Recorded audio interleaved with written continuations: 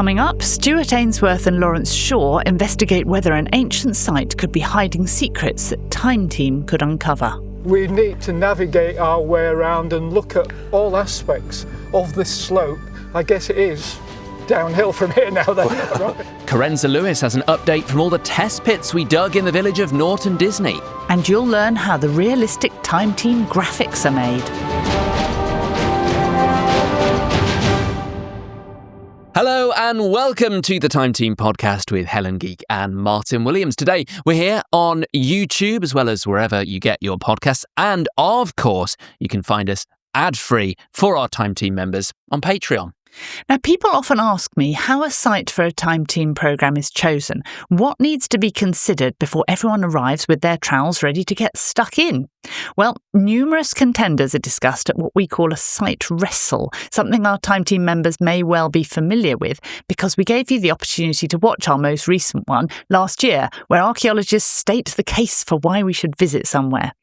And after a bit more work behind the scenes, a preliminary recce is done to determine if further investigation with Time Team's resources could tell us more. And that's what we want to show you now, actually. Not long ago, Stewart, Ainsworth and Lawrence Shaw headed to Kielder to carry out further investigation of a site that Lawrence had been interested in because of its amazing preservation and a kind of curious location as well. It's a large group of medieval buildings, but we don't really know what they are. Could it be a village, maybe? It's right on the edge of where it's possible to live.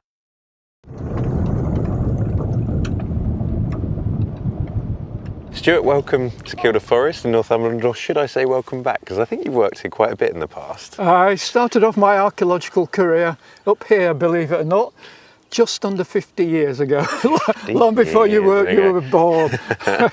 Just over behind me here on that slight brow, the first brow nearest us, about 800 metres, is a site called Clough, which is this supposed medieval shieling site. Mm-hmm. What's really exciting is to be able to bring you and your knowledge here to help us try and unpick what's going on there. We've had some additional surveys undertaken on the site, mm-hmm. Some geophysics, some magnetometry and resistivity, some topographical surveys, but you can't beat a bit of a yomp. Well, that's the nub of this. You've got to look at the stuff on the ground, look at the relationship between the structures that are there. You've got to look at the context mm-hmm. as well. It's not just a yomp down the site. We need to navigate our way around and look at all aspects of this slope as well as the site itself. So I guess it is downhill from here now then, right? Yeah, we've got a couple of my colleagues with me. Let's go and join up with them and go and check out this exciting site. Okay then.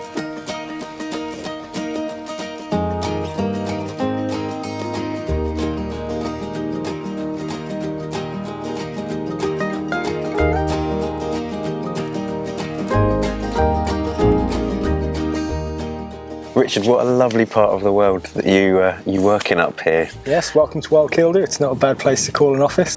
And we're sat on this beautiful long, possibly medieval wall for this Clough site that's brought us here today. Pre-forestry, this landscape was a farmed landscape, granted not an intensively farmed landscape, at least not in the context of intensive farming today, but there's significant evidence that people were here, people were using the landscape, probably understanding the landscape in some ways more intimately than we do today. So yeah, there's a lot of evidence of that cultural use of this landscape that dates back to far before the forest was a thing.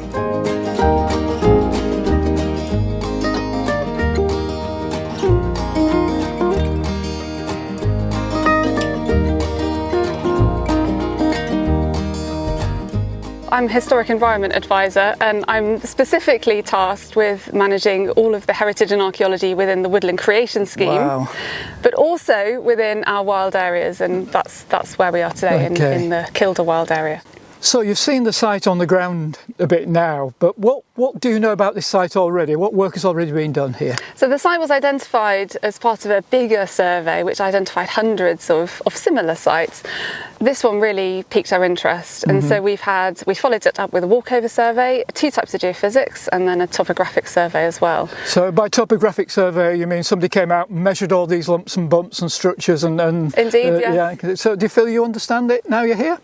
A little bit better. As is always the case with archaeology, it usually going to visit a site out on the ground raises more questions, and really that's what brings us all here today. Absolutely. To start to unpick some of those. Yeah. So we'll need a bit of time to formulate some of those questions, but it is a site very definitely that is worthy of a bit of inquisition, let's put it that way, gentle inquisition. I think so.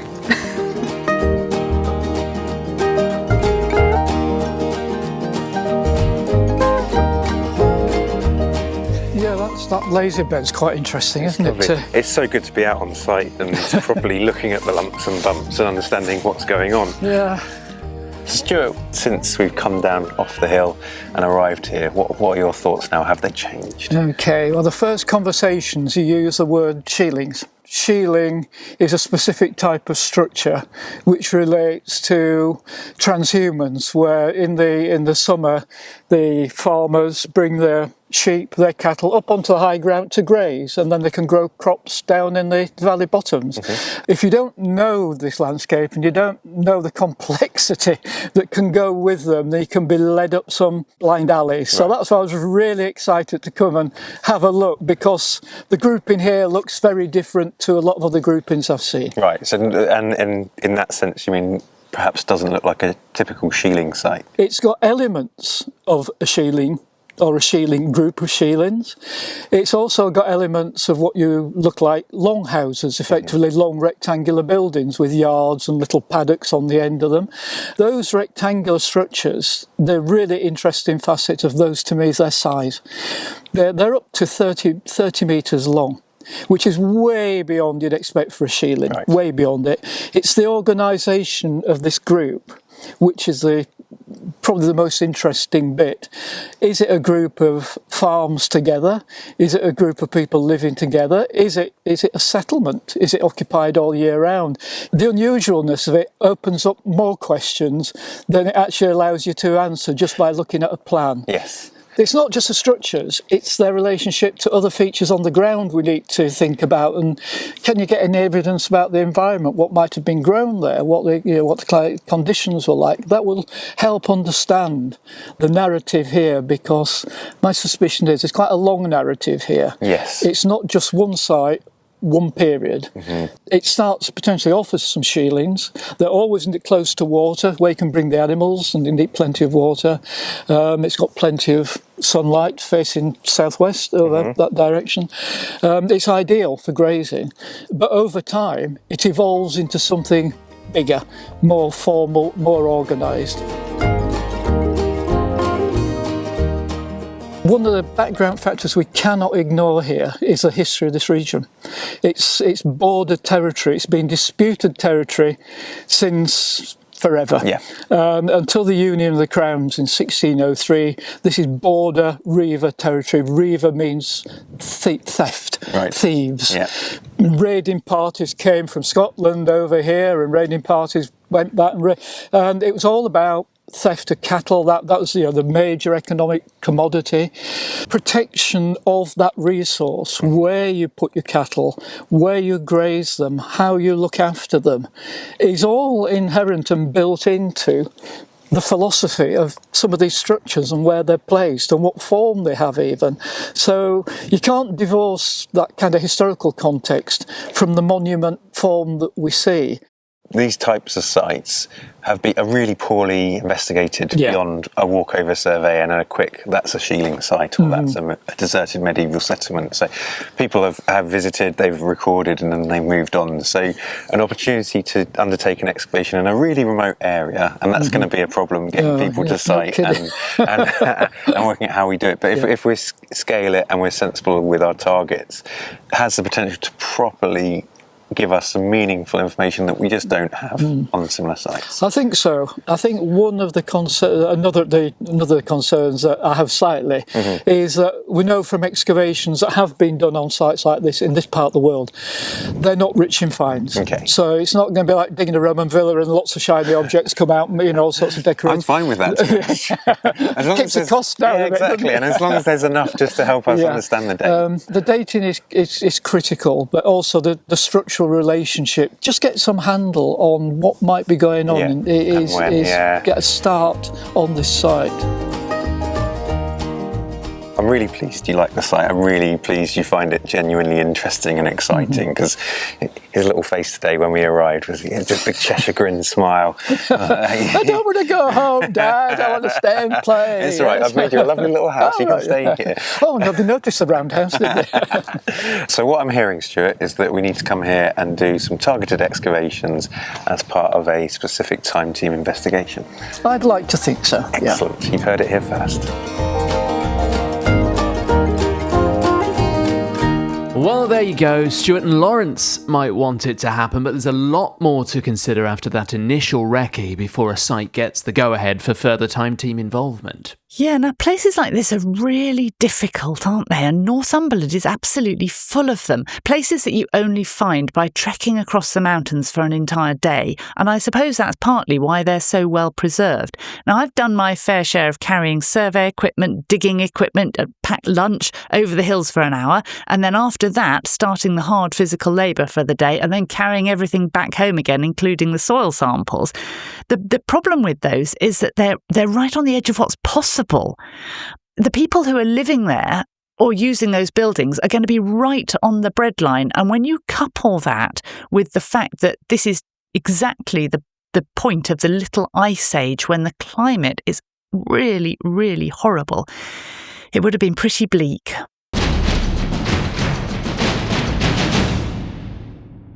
Now, last year we brought you our programmes from the tiny village of Norton Disney, the ancestral home of the Disney family, where Time Team went in search of a moated medieval manor house. The whole community got involved, with dozens of test pits being dug in front and back gardens, helping to get us a picture of what was happening in the village at the time. We've actually got a couple of banners from the site which marked each test pit.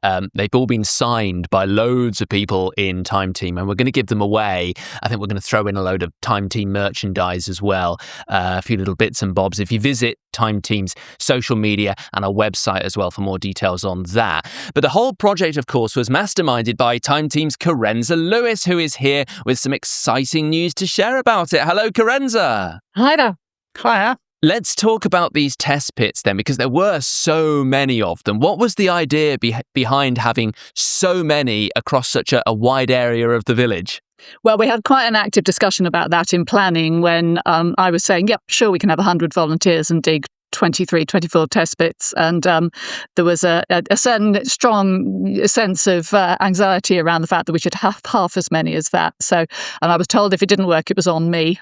So I was immensely pleased it did work. But because we got 22 test pits dug in a small village, we've got a quite good sense of what goes on. And I always say it's like a jigsaw puzzle. You know, Norton Disney is a relatively small jigsaw puzzle because it's a relatively small village. So the fact that we've got 22 pieces of it is kind of, really good because it gives us better definition. There's fewer gaps, as it were, and we can sort of see the pattern emerging as well. But it's such a huge amount of information, isn't it? The data contained in those test pits is vast. How on earth did you handle it all? How did you work on it to bring out some answers? I suppose the most important thing we look at is the pottery, because the pottery is so useful because it can be dated easily visually, and pottery tells us so much. It tells us where it was made. It tells us something about the standard of living, if you like. And then, of course, there's the animal bone. It tells us something about diet and, again, standards of living. And then we've got stuff like stone. Typically, stone includes worked flint, but Norton Disney had a very special sort of stone find that we really weren't expecting. So what have you discovered, in short? What's your update on what happened at Norton Disney when?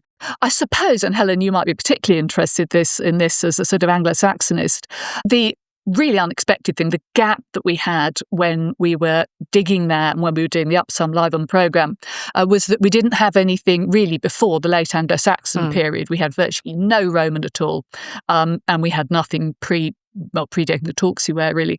What we discovered when the pottery report came back is we got one test pit 12, had 4 sherds of early Anglo-Saxon pottery, so sort of 5th to 9th century, and 4 sherds in a test pit for that sort of date is a lot, much more than we normally get.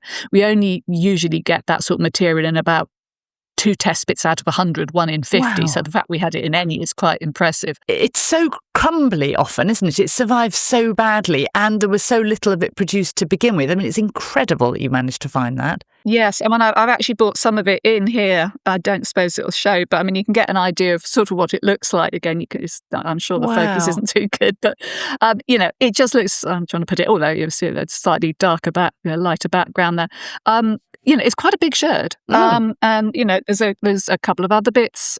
The really significant thing about this bit in particular is this is AFSO. And if you look blank about that, that's because this is an entirely new type of early Anglo-Saxon pottery.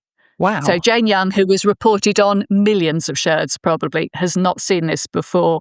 It's abundant organic tempered, basically. Oh, so lots it's and sort of lots of grass or chaff or something incorporated into the fabric of the pot. Yeah, I mean, you might. I don't know if you can see well enough. You might need to take my word for it, but there's little sort of holes in it there on both sides, which is where the organic material is burned out during firing. And of course, the organic material, whether it's chaff or seeds or grass or whatever, is mixed in with the clay, so to stop it cracking during firing, because if you just have clay, it all expands at the same rate too quickly and then it'll crack, whereas you've got stuff expanding at different rates, it stops it cracking. It's a bit like those strips that you have in the road to stop on bridges to stop it cracking.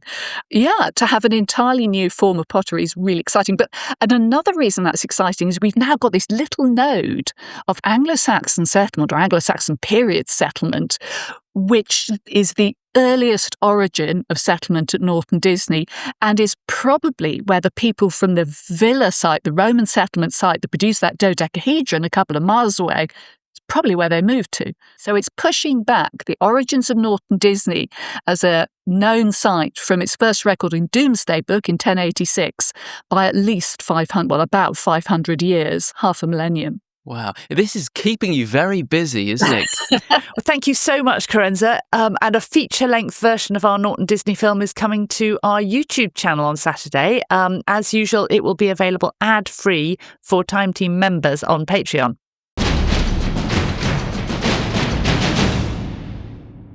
Let's dive now into some of the archaeology stories making headlines right around the world. And I'm going to start you off in a nature reserve. This is near Kielder in the Central Highlands of Scotland. Archaeologists there have uncovered the site of secret illegal whiskey distilling. Now, illicit whiskey was popular in the 18th and 19th century after small household stills, these are things used in the whiskey making process, were banned. Well, archaeologists have found part of a still as well as stones and a timber post of the bothy where all the equipment was housed. It's thought that the site has been hidden now for more than 200 years. Really exciting stuff. Yes, now these stills are remarkable because they need very precise requirements. They've got to have water, of course, to do the distillation process. They need a level site for the fire, and they also need vegetation or kind of curves in the landscape to hide them. And they're mainly built of turf, maybe with a little bit of stone, like the buildings at Kielder, in fact, and they're just a little bit later than that. Those small stills were banned in the Excise Act of 1788, and that seems to have been designed to discourage Scotland's whisky trade to England. The thing about these places is if these stills were successful, we don't know about them. They only make their way into history if they're found and if they're shut down. So archaeology is essential. Even though those sites are only 200 or 300 years old, archaeology is the only way we can know about them. They're still really mysterious because the thing I don't understand is, what about the smoke? I mean, didn't that give them away? How did they actually work in practice? We've excavated, I think, about 9 of these completely now, and I still don't understand them. First I'm hearing of them, though. It's very, very interesting. Okay, this next one is it's a really good one. If you are always putting things down and then you can't remember what you did with them, spare a thought for this poor medieval person who lost his notebook only for it to be discovered centuries later in the toilet. Excavation excavations during conservation work in the city centre of Paderborn in Germany led to the discovery of buried remains. And whilst they were investigating those, they uncovered the rare small book dating to around the 13th or 14th century. Toilets, lavatories, latrines, they're absolutely wonderful things, aren't they? Because once you've dropped something into it, you are probably not going to be trying to get it out again. It makes them absolutely brilliant finds traps. And that writing tablet is made from wood and it's filled with beeswax, and it's exactly the kind of thing I was talking about last week with the stylus. So you would have used a metal or bone or antler stylus to make temporary notes on the wax, and then you would smooth it over again and use the wax over and over again. And on this one, you can see what look like smoothing marks on the wax, and then about half of one wax page has been used for making notes in Latin, which is interesting. To me, it all sounds very much like it fell out of a bag or a pocket, and I think we've all experienced when the phone falls out of your pocket into something awful. Yeah. Instead of having all your photos and texts on it, this tablet just had 7 lines of Latin. So maybe it wasn't the end of the world. Maybe the person, well, if they were educated enough to write in Latin, they were probably rich enough to buy another tablet to take notes on. But the great thing about this is that wood and wax, of course, they're organics, they decay really easily, and it's so well preserved because as a deep latrine, it was waterlogged at the bottom. I am really excited to see what is made of this. We're going to need some quite sophisticated imaging to find out exactly what the Latin says, but also to see if there are any, the stylus could have scratched through the wax and marked into the wood. So are there any traces of earlier notes? It could be literally like a kind of palimpsest where you get scratches of previous notes being made. So although it only seems to have 7 lines of Latin at the moment, there could be much, much more there that we'll be able to find out about in the future. So I think we need to keep an eye on that one. I wonder what he was saying. What was he writing about? Okay, finally, I know we enjoy shipwrecks, don't we, on this podcast? So I thought I'd mention this story from Canada. The story actually starts in 1845 when 2 ships of the Franklin expedition departed England with an aim of discovering a Northwest Passage, an Arctic route to connect the Atlantic and Pacific Oceans. However, the ships and their 129 crew members became stuck in ice off a Canadian archipelago in late 1846. The surviving 105 crew members then tried to walk to safety, across the ice. All of them died on the way. Now, new DNA research on the sailors' remains have discovered modern-day descendants, which I think is amazing. This new analysis, it sheds light on exactly where each ship's crew travelled in their doomed attempt, basically, to find safety. And we can also put names to some of the bodies. Yes, it's fascinating stuff, this. It's just like the technique that was used to identify Richard III. What you do is you track down living members of the family, so direct descendants if they left any behind, but a lot of the time they didn't. I mean, certainly some of these people were really quite young and hadn't had any children. What they've used for this is great-great-great nieces and nephews to compare the DNA. What we don't know yet is exactly where they've been found, and more importantly, maybe how they've been found and what kind of place it is, because I gather that one of them was found over 100 miles away from where the ships were abandoned. The Franklin expedition is such a sad story.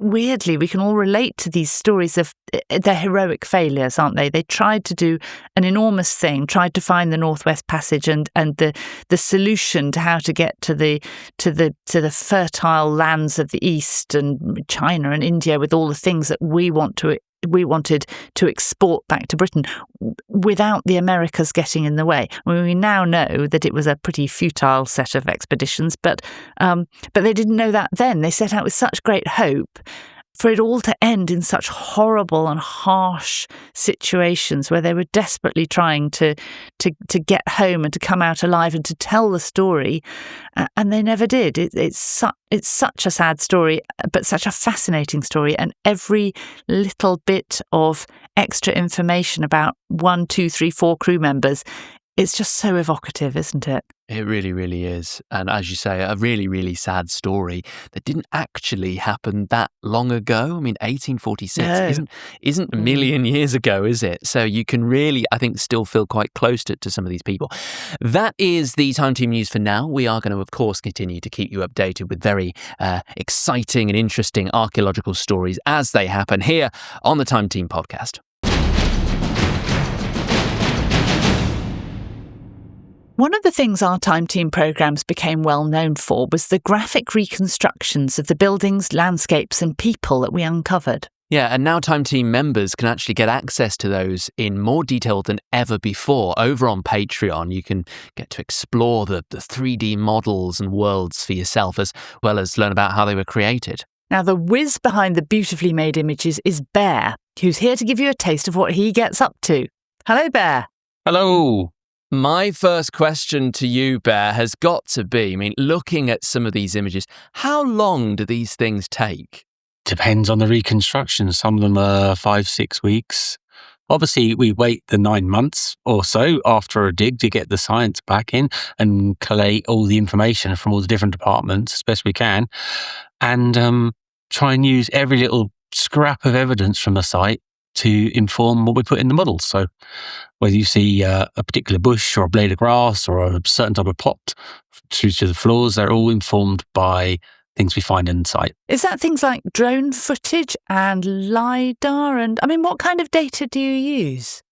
Literally every department's information comes in slowly. So I'm often pestering different departments to say, can you explain geophysics results, and getting the soil analysis samples for Naomi's flotation to tell me what seeds and plants are in. My favourite reconstruction has to be the wind farthing one, because we were able to tell what month of the year, what plants were in the ground, what plants were in the grave, the wood that she was laid on, the apples that were at her feet in a bowl. They were all informed by the science in the ground. And then with all the stains in the cloth, I think Helen, you taught me through different parts of the finds and the original dig. So we were able to put all the little bits and pieces down the chatelaine and the dagger and all those little tiny little moments in there to kind of flesh out this moment of this poor woman's death. With your reconstructions, they're so detailed, aren't they? There's none of that kind of smudging that you used to sometimes get in archaeological illustration. I mean, there was a very famous illustrator called Alan Sorrell who used to do these reconstructions where the weather was always absolutely terrible and the fires were almost smoking. So anything he didn't know about, he could cover up with a bank of fog or a puff of smoke or a terrible sheeting down rain. But you tend to have beautiful sunlight and fluttering butterflies, and it's they're so detailed. Is your style kind of a rod for your own back? Absolutely. Half the stuff that I put in there you never even see, or I'll end up building an environment and never pointing the camera in that direction. That's my own fault, because I try and make these full-fledged worlds, and that comes more into play outside of the episode graphics when we make material for Patreon and virtual worlds and VR and other models, so you get to see a lot more and explore. Something we are looking at rolling out more of is the accessibility to the work we have done over the last few years. So we've got various things up and coming where we're re-looking at and extending reconstructions and letting people explore them a lot more. This might seem like a bit of an obvious question, Bear, but I think it's one worth talking about, which is why is this attention to detail and this historical accuracy so important when doing these reconstructions? Why is it important? I think because there is so much wonderful science and archaeological data that now comes in, we have to include it. Otherwise, we are missing part of the process. So we're trying to depict worlds all the experts of Time Team are coming to me and saying, "Oh, we've got this ditch; it means this, and here's a comparison site, and this archaeological find means that this building has a different status than another one." And I just want to shoehorn as much as possible to try and make it as accurate as we can in the time frame we've got, and whilst fleshing out what could be quite difficult for people to visualize. So I'm always asking 500 million questions to the experts. And I think, Martyn, that it's important for us as the experts to be asked those questions, because if Bear isn't asking us, we can find it quite easy not to think about it. Something that's difficult we might ignore, but if Bear, and I remember saying this about Victor years ago, Victor Ambrose, if somebody like Victor or Bear with that historical knowledge and attention to detail doesn't ask us about these things, then we can just fudge it, which isn't right. We're not dotting all the I's and crossing all the T's until an artist asks us. Now, I know you're sitting there in front of your computer, Bear, so can we get a little sneaky peek at some of the graphics you're working on at the moment? Well, we are putting together and putting out material that explores more of the Time Team sites in a virtual way for people to get really interactive with them. So we've been working on some virtual tours of recognizable reconstructions so people can explore them themselves and pop on a VR headset and have a look around and really get to grips with the inside of some of the locations. Is this Broughton Villa? This looks incredible. Is Broughton Villa, yeah.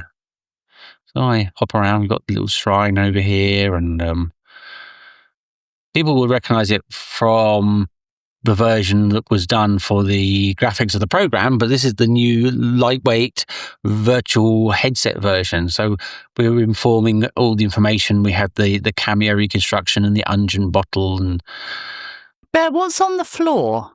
There seem to be some... On the floor, at the moment, we have scattered petals, and then we have a speculative mosaic. Now, we didn't find a in situ mosaic, but we did find tesseract, didn't we? Look at that. That is just incredible. The opulence that there must have been in that villa. You know, we see it as just leftover stone walls now, but of course it was vast and incredibly rich, and that really brings it to life. That just looks so great. The work that you do and the attention to detail, Bear, it is honestly amazing. I know there's loads of stuff over for Time Team members over on Patreon where people can explore some of the worlds for themselves, some of the 3D models as well. What can people get on Patreon when it comes to the 3D graphics that you do? So we put all the models, interactive finds, digital reconstructions, and 3D drone scans of trenches and buildings. They're all on Patreon for the members to explore and look at and see some of the process. We are also putting out explorable versions of the reconstructions, so people will be able to have a look around themselves and have a poke around in the Fugu or a villa or whatever we put up next. So we tie them into ongoing projects, but we've got plenty of things that haven't been released that we've been working on. So there's a lot to come, and a lot more new projects, even more. So you've got digital artifacts to interact with, you've got reconstruction finds, and virtual tours. It include the virtual tours behind the scenes of the actual shoots, the film shoots themselves. Great. So much to enjoy. Well, look, Bear, thank you so much for giving us a little peek behind the curtain, and thank you for coming on the podcast. Thank you for having me. And that's it from the Time Team podcast. I've got a little surprise, actually, a surprise guest in our episode next week for you, Helen. I think you'll find it quite fun. Oh, I'll look forward to that then. Brilliant. Now, you can listen to that too, of course, plus all of our previous episodes wherever you get your podcasts, or ad-free as a Time Team member on Patreon. Until next time, take care, and we'll see you soon on the very next Time Team podcast. Bye.